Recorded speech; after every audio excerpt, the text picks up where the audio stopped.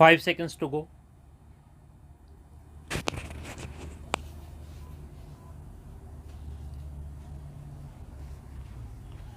Start. The criminal appeals challenge the common judgment and order of conviction and sentence dated 28th October 2008 and 30th October 2008 passed by the Madras High Court, whereby the appellant has been convicted under section 138 of the Negotiable Instruments Act 1881, hereinafter referred to as the NI Act, and has been sentenced to a fine of rupees 7 lakhs in each case in respect of 2 checks for an amount of rupees 3.5 lakhs. The civil appeals challenge the judgments dated 8th August 2011 and 3rd February 2012 passed by the Madras High Court, whereby the original suits filed by the plaintiff respondents for recovery of money on the basis of promissory notes were decreed. For the sake of convenience, the parties will be referred to as their status before this court. Since both the criminal appeals arise out of a common judgment, we consider it apposite to refer to the facts in Criminal Appeal number 1978 of 2013. Insofar as the civil appeals are concerned, while they arise out of different judgments, for the sake of convenience, we shall refer to the facts arising from Civil Appeal number 10501 of 2013. The present appeals arise from the following factual matrix. In 1992, the appellant Rajaram's wife subscribed to a 5-year chit fund with the respondent in Criminal Appeal number 1978 of 2013 and Civil Appeal number 10500 of 2013. Upon the respondent persuasion that in order to be a successful bidder, a security by way of a blank check must be submitted, the appellant submitted 2 signed blank checks bearing numbers 237954 and 237956 on behalf of his wife, since she did not have a bank account. It is to be noted that the checks were drawn on the account of Messrs. Brinda Engineering, the sole proprietorship concern of the appellant, maintained with the Lakshmi Vilas Bank Limited. It is further the case of the appellant that in 1995 his wife subscribed to yet another 5-year chit fund with the respondent. In 1997, the bank account on which the said checks were drawn was closed due to non-operation. The first chit matured in 1997, and since the wife of the appellant was never a successful bidder, thus the appellant and his wife repeatedly requested the respondent to release the amount of the chits, but the respondent never did so.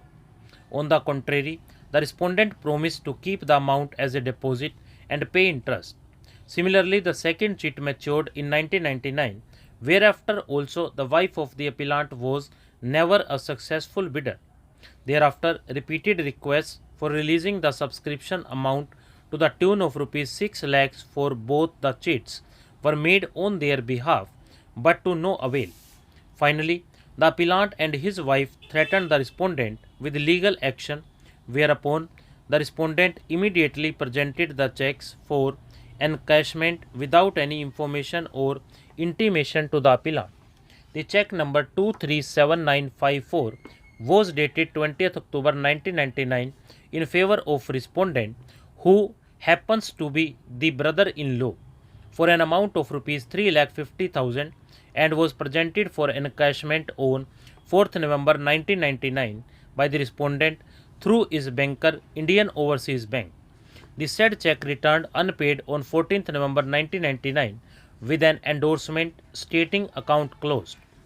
The other check number 237956 was dated 25th October 1999 in favor of the respondent for an amount of rupees 3,50,000 and was presented for encashment on 4th November 1999 by the respondent through his banker Indian Overseas Bank.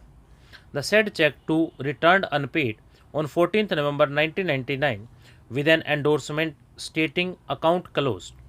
Statutory notices dated 15th November 1999 were sent in respect of the aforesaid dishonored checks, which were October 1999 duly replied by the accused appellant denying the existing of any legally enforceable debt and stating therein that the respondent is liable to pay the chit amount along with subsequent interest.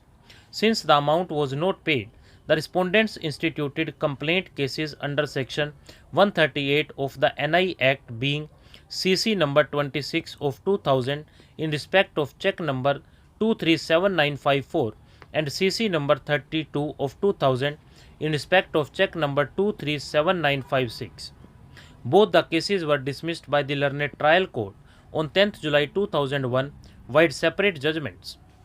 Pursuant to the dismissal of the aforesaid cases, both the respondents instituted civil original suits for recovery of money on the basis of promissory notes. Original suit number 112 of 2003, earlier OS number 602 of 2002, was instituted by the respondent alleging that the appellant had borrowed a sum of rupees 3 lakhs on 20th October 1998 from him and had executed a promissory note on the same day, thereby promising to repay the same with interest at 24% per annum.